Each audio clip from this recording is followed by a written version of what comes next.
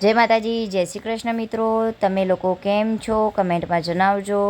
હવે આપણે ગોટલા લઈ લીધા છે. આજે ગોટલા વધારે નથી, તો આજે આપણે ઘરમાં બેસીને જ ગોટલા ફોરી લેવાના છે. હવે તમે લોકો મુખવાસ કેવો લાવો છો બજારમાંથી, અને તમે લોકો કેવો મુખવાસ ખાઓ છો એ મને કમેન્ટમાં જરૂરથી જણાવજો. અમે લોકો મુખવાસ ગોટલીનો બનાવીએ છીએ તો આખું વરસ સ્ટોર કરીને રાખી દઈએ છીએ, અને એને કંઈ પણ થતું નથી. આખું વરસ સ્ટોર કરીએ છીએ તો એમને એમ જ રહે છે. તો ચલો હવે આપણે 1 બાય 1 બધા ગોટલા ફોલીને લઈ લેવાના છે. એના ઉપરથી જે એ પડ પણ નીકાળી દેવાનું છે. તો 1 બાય 1 મેં પડ નીકાળ્યું છે. હજી 2 થી 3 વાર એને ધોઈ દેવાની છે ગોટલીને. એના પછી આપણે મસ્ત મજાની બાફી લઈશું. તો વિડીયોના એન્ડ સુધી બન્યા રહેજો મિત્રો. તો આપણે કેવો મુખવાસ બને છે તમે જરૂરથી કમેન્ટમાં જણાવજો, અને તમે લોકો કયો મુખવાસ લાવો છો અને તમે લોકો કયો મુખવાસ ખાઓ છો એ કમેન્ટમાં જરૂરથી જણાવજો.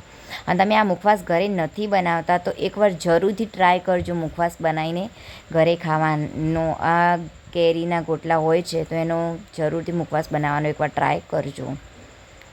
સહેલી જ રીત છે, કોઈ વધારે અઘરું કામ નથી આમાં. તો આપણે જેમ એક ગોટલી નીકળી છે, આ બીજી નીકળી છે, એ રીતે 1 બાય 1 આપણે પૂરા જેટલા ગોટલા છે એમાંથી ગોટલી નીકાળી દેવાની છે. અમુક વાર ભાગી પણ જાય છે, તો ભાગી જાય તો પણ કંઈ વાંધો નહીં, આપણે ધોઈને લઈ લેવાની છે. તો હવે આનામાંથી થોડીક નીકળી છે, તૂટી ગઈ છે, ભાગી ગઈ છે. તો હવે આપણે 1 બાય 1 ઘણા બધા ગોટલા છે, બહુ વધારે નથી આજે લીધા, થોડા સુકાયા છે એટલા લઈ લીધા છે.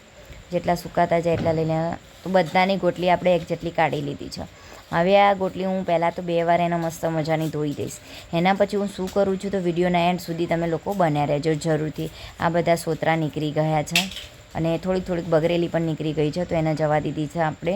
તો હવે મેં એને 2 થી 3, 3, 3.5, 4 વાર ધોઈ દીધી છે. એના પછી ગોટલીને આપણે કુકરમાં ડાળી દીધી છે. હવે કુકરમાં આપણે 3 થી 4 ગ્લાસ પાણી એડ કરી દેવાનું છે. જોતા રહેજો મિત્રો, કમેન્ટ કરતા રહેજો કે કેવી રીતે મેં ગોટલી બાફી છે અને મુખવાસ કેવો લાગ્યો છે જરૂરથી કમેન્ટમાં જણાવજો.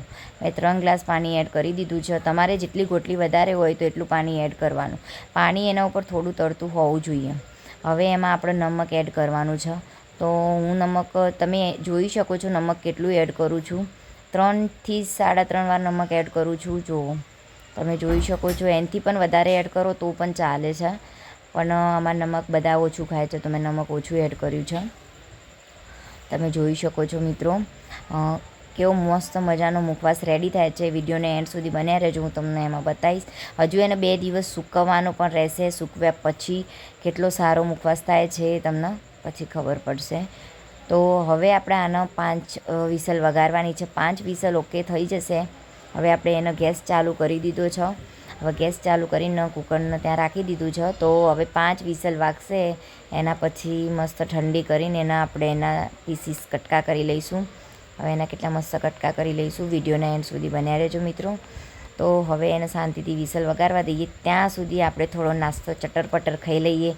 તમને લોકોને ખબર છે મને ભૂખ લાગી જાય છે. હવે આપણે ખાઈએ છીએ તરબૂચ. તો થોડું ચટર-પટર તરબૂચ ખાઈ લઈશું. હવે તરબૂચ પૂરું થાય ત્યાં સુધી પહેલાંની વિસલ પૂરી થઈ જાય છે ગોટલીની. તો હવે એની વિસલ વાગી ગઈ છે 5. તો મસ્ત મજાની એનો મેં પીસીસ કટકા કરી લીધા છે. કેટલી મસ્ત ગોટલી છે, કેટલો મસ્ત મુખવાસ બન્યો છે.